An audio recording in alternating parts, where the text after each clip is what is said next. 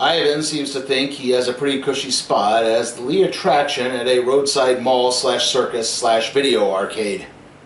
However, times are getting tough, and in a last-ditch effort to save the show, Mac, the ringleader who raised Ivan from being a baby, brings in a baby elephant to be the new lead attraction.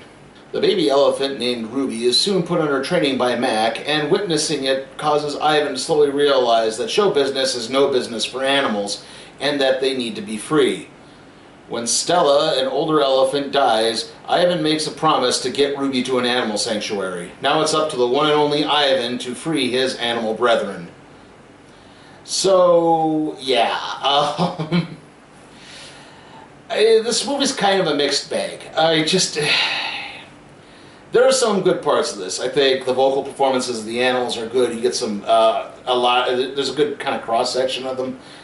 There's obviously Ivan, there's Stella, an older elephant, there's Snickers, who's a poodle who trains with Stella, there's a seal whose name I can't remember, there's Murphy, a rabbit who rides around on a fire truck, there's Henrietta, who plays a chicken who plays baseball, and then there's this other dog, a stray named Bob, that Ivan sort of adopts, though Mac doesn't like, and he's constantly trying to throw off the property.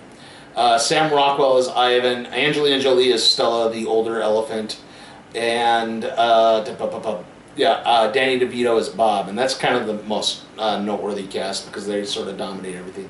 I forget who voiced Ruby, so I hope you don't mind. And it's kind of from that, again, like Ivan's the lead attraction, he doesn't talk much about his past, he winds up bonding with Julia, who's the daughter of one of the other workers at the circus, and she shares some crayons with him, and he begins drawing pictures, and that winds up also bringing more people to the circus, as well as Ruby. But he starts to realize that Mac, who basically, this backstory with Ivan, if I may, he was born in the wild, he liked playing with mud and drawing pictures with mud. And his family were killed by poachers, but Mac somehow rescued him and raised him and began kind of exploiting him. That's basically this is a whole referendum on, like I said, using animals in performances and exploiting them for commercial purposes, and the not so good parts of that. Everyone loved Ivan until he started to grow up, and he was again wreaking havoc, and Mac's wife left him, but he eventually opened the circus, and initially all he does is he shows Ivan, and then Ivan jumps around and growls and beats his chest, and everyone's impressed. Of course, after a while, though, that starts to wear thin, and like I said, it hits hard times, and he brings Ruby in, who's the adorable baby elephant, and that starts to work. But then he begins to notice Ivan's drawings, and again, as this is happening, it's slowly beginning to piece together that, Julie the kid in particular, and her father George, kind of begin piecing together that Ivan's not happy anymore. And added to that, he was close with Stella, who winds up it was this like I said, the other elephant, who's older and ends up dying. He does wind up bonding with Ruby because, again, he makes this promise to try to get Ruby to basically an animal sanctuary or the wild. At one point there's an escape attempt. And like I said, it's like, this movie, this is where I kind of have the problem with it. I think the vocal performances are good, the animal effects are really well done. The story, even some of the human performances are not bad. Julia and George, I think, are actually really well done. But, yeah, then we get to Bryan Cranston as Mac. Bryan Cranston is a good performer, and I don't think he's bad in this, but the way this film is presented is Mac is kind of like this guy with this heart of gold who treats the animals right, but he really doesn't.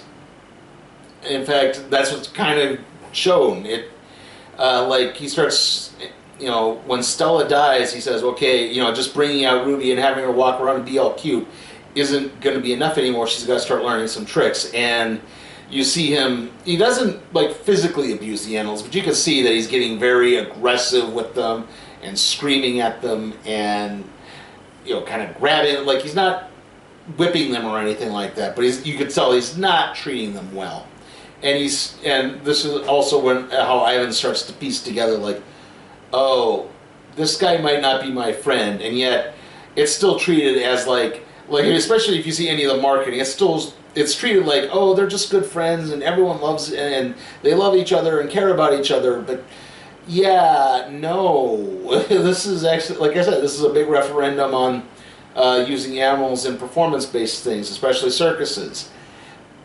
And this is based on a true story that happened in Tacoma, Washington, where again Ivan was Ivan was born in 1962 and rescued somewhere like the early 60s, and then he was part of this a roadside attraction show and he was eventually freed in 1994. So yeah, spoilers. So that's kind of what's happening here, except they said it in a little bit more modern times. Like, it's not too modern, like you see people with smartphones and stuff like that, but it's pretty close. Also, they changed the location, I believe, to Florida. I may be wrong on that. And again, you're starting to get... I'm trying not to be so blow by blow, sorry, but yeah, this is, again, where you start seeing this motif pop up, and like, I'm all for trying to teach kids to be kind to animals and certainly not to exploit them like they are, but I think this movie is kind of presenting it wrong. Like, again, maybe this falls down more to marketing, which kind of makes it more like this, a very heartwarming tale, like the trainer just kind of loses his way a little bit. Like, no, you begin to realize, yeah, he's always been kind of a scumbag.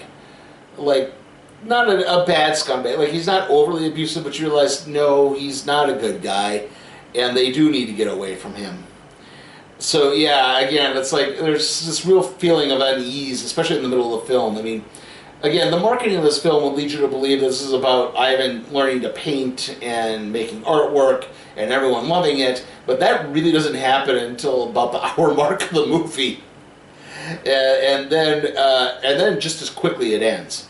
So, yeah, like I said, it does give kind of a happy ending, and like I said, Mac does realize the error of his ways, but yeah, it still kind of leaves you with just this real feeling of unease. I'm going to be giving the one and only Ivan a C. Like I said, it's not bad, but it's just, like I said, it doesn't really make me feel fulfilled at all.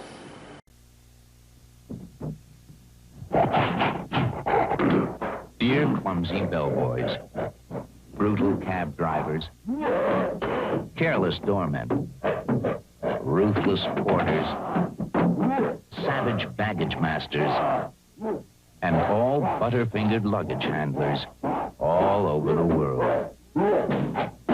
Have we got a suitcase for you?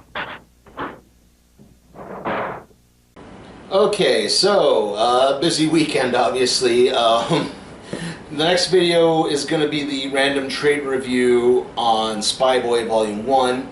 After that, it's going to be the NXT TakeOver 30 review, and then the SummerSlam recap and review. That'll probably be up Monday. TakeOver will be up on Sunday.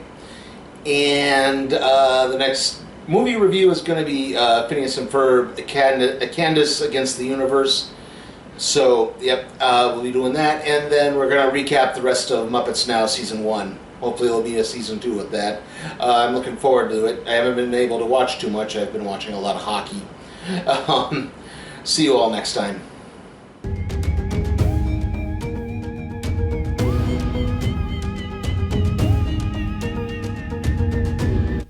Hey guys, remember, you can help support my channel at patreon.com/sleepytimeforcat productions, where you can help request a movie, even if it's something like, say, Sonic the Hedgehog or the next Purge film. I'll review it.